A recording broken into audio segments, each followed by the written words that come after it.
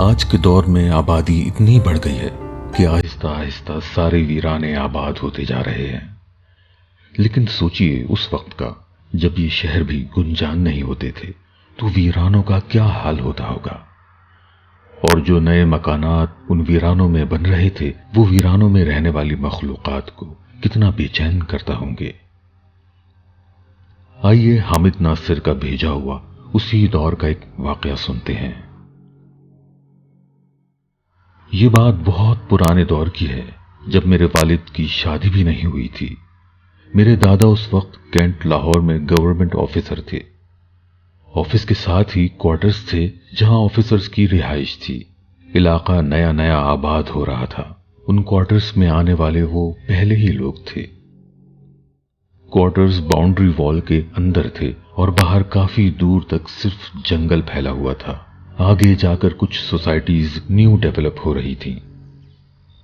Quarters کے باہر سامنے ایک نہر بہا کرتی تھی۔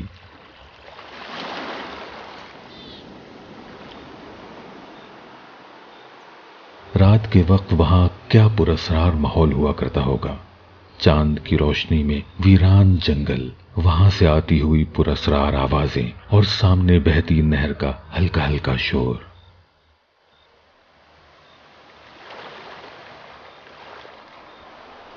نہر کے ساتھ ایک بہت پرانا برگد کا درخت تھا جس کی باقیات آج بھی وہاں موجود ہیں۔ چونکہ آفیسرز کی جاب اور رہائش ایک ہی جگہ پر تھی تو رات گئے تک تمام آفس کے لوگ وہیں کوارٹرز کے باہر بیٹھک لگایا کرتے تھے۔ اس وقت ابو کی عمر قریباً 16-17 برس ہوگی۔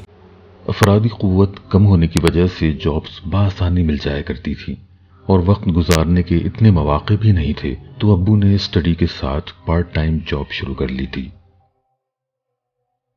ابو کالج سے ہی اپنی جاب پر چلے جاتے اور رات گئے تک ان کی واپسی ہوتی تھی۔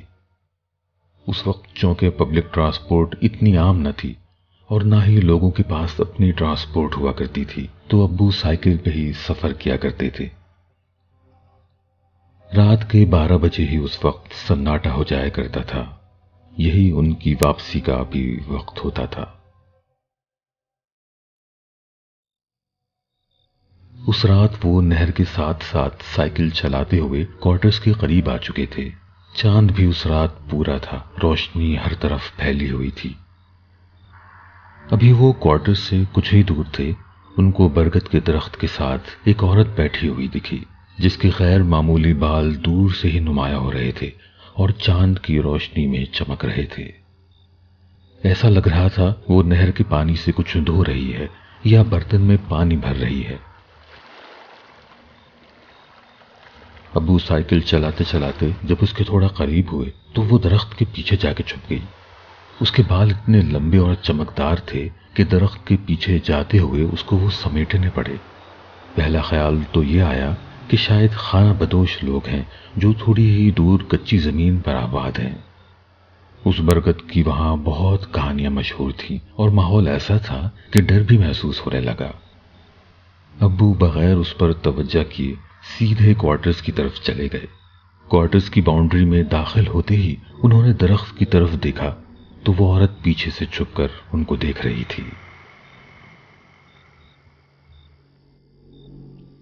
اتفاق کی بات تھی کہ دادا ابو بھی ان کو وہیں گیٹ پہ مل گئے، ورنہ عموماً وہ جلد سو جایا کرتے تھے۔ ابو چہرے سے خوفزدہ دکھ رہے تھے۔ دادا نے ان سے کہا، میں تمہارا ہی انتظار کر رہا تھا، گھبراؤ نہیں، گھر چلو، میں سائیکل لے کے آتا ہوں۔ رات بھر ابو کو خوف محسوس ہوتا رہا اور صبح تک ان کا جسم تپنے لگا، بخار کی لپیٹ میں آ گیا۔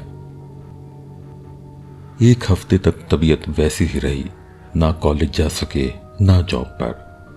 ہفتے بعد جب طبیعت سنبھلی تو دادا نے خلاف توقع ابو کو جاب پر نہ جانے کا حکم دے دیا، جس سے ابو بالکل بھی راضی نہیں تھے۔ ان کی ضد تھی کہ کالج کا خرچہ بھی نکل آتا ہے اور گھر میں بھی آسانی ہو جاتی ہے۔ جب ابو نے کافی ضد کی تو دادا ان کو گھر سے باہر لے گئے۔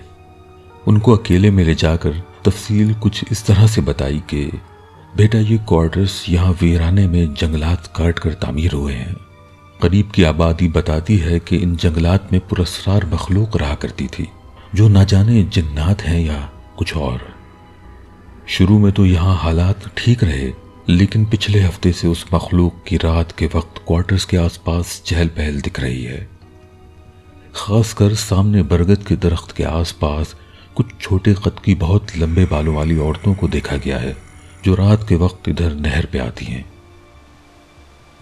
یہ بات اب تک صرف مردوں میں ہی ہے، اور میں تمہارے رات کے پہر اس راستے سے آنے سے خوف زدہ ہوں کہ کہیں تم کو کوئی نقصان نہ پہنچے، اس لیے میں تمہیں جاب کرنے سے منع کر رہا ہوں۔ ابو نے اس وقت جاب چھوڑ دی اور یہ بات کافی عرصے بعد جا کر کوارٹرز میں عام ہو گئی۔ حفاظت کے لیے پوری رات 2 مرد حضرات کوارٹرز کی پہرےداری کیا کرتے تھے۔ کبھی اس مخلوق نے کسی کو نقصان نہیں پہنچایا سوائے پہرے داروں کو ڈرانے کے۔ پھر آہستہ آہستہ آبادی بڑھتی چلی گئی، جنگلات کٹ گئے، ویرانے آباد ہو گئے، اور وہ مخلوق بھی شاید ادھر سے دور کہیں چلی گئی، یا ہو سکتا ہے آج بھی وہیں سب لوگوں کی نظروں سے اوجھل انہی کے درمیان رہ